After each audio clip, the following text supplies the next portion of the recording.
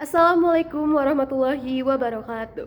Good afternoon, ladies and gentlemen, honorable educator, esteemed member of my debate, and also everyone here who are present. So before I start, I want to introduce myself. My name is Khaira Ghassani, and I'm from 66 Senior High School, Jakarta. As the leader of the opposition, in today's debate, I proudly stand against today's motions. This House believes that political dynasty brings more harm than good to democracy. So let's get one thing straight before we start. This motion doesn't fight or collapse with corruption, but it fights families. So today, the government wants us to believe that having a famous last name of our families in politics is dangerous. But let's rewind that. So I want to ask, is it really who your parents that damages our democracy? Or maybe it is how people choose to lead once they have the power to do it? Because we believe that political dynasties are not always harmful. In fact, in many cases in the world, it could help us protect democracy and also bring stability in times of crisis. Being a part of a political family doesn't mean you're unqualified. And stopping people just because they become or they come from a political family is not democracy. It's fear and also discrimination. So on our side of the house, we proudly oppose.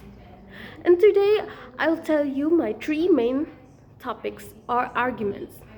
The first one is that the dynasty can protect democracy through stability and experience. Secondly, I want to say that banning or blaming dynasty doesn't solve the real problem that we are facing right now. And lastly, voters should have the freedom to choose anyone they're believing in. First of all, ladies and gentlemen, let me ask you again one thing. Is democracy about fairness or is it about fear? I think that the government wants us to believe that dynasty equals danger. But what they're saying is that they're offering us that discrimination is based on their last name. And that is not justice. And I disagree. So political dynasty can preserve democratic stability in time of crisis. Let me bring you all to an example. So we all know that Megawati Soekarno Putri, or who people are often offering her to dynasty child. But was she handed the power? I don't think so. She fought for it in the middle of political chaos. If we had banned her just because of her surname, we would lose one of the most stable transition in our political history. So, I think what matters is not the family, but the function that we are facing, whether they use power for the people in the world or whether they use power for themselves, for bad things.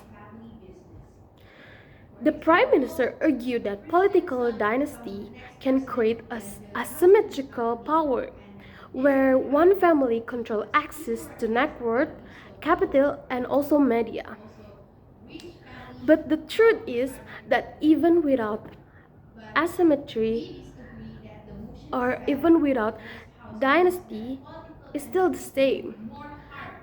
The asymmetry still exists in our world without dynasty.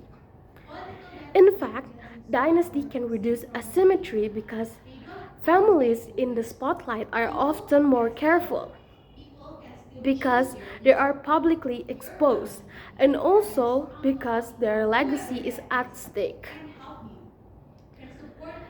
Secondly, I want to say that banning dynasty punish people not for what they do, but for who they are.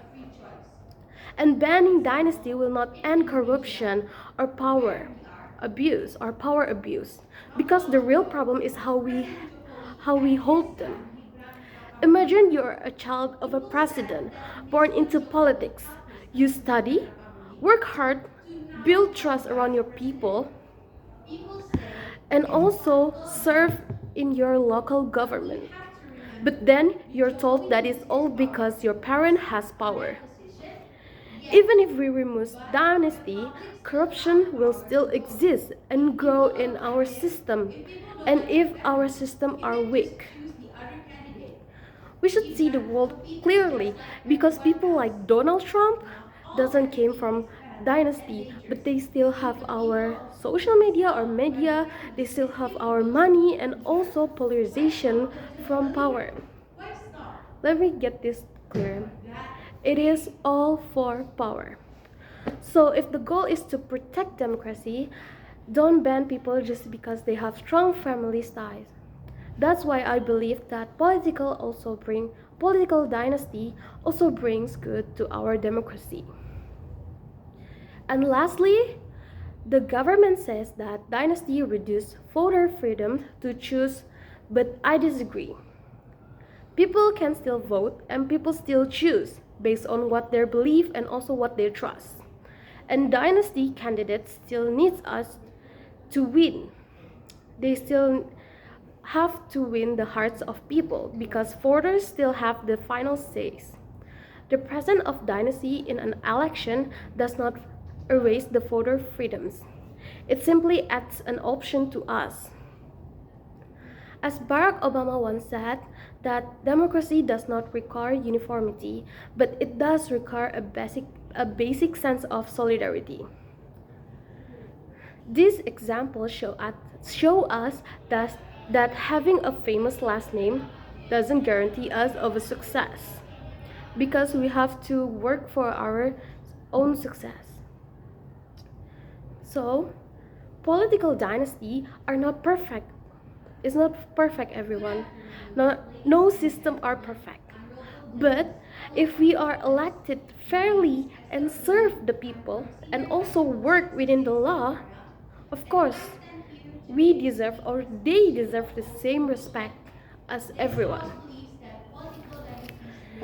And that's why I strongly and proudly oppose that the motion is this House believe that political dynasty brings more harm than good to democracy. I think that's it for me. Thank you for your attention. Wassalamualaikum warahmatullahi wabarakatuh.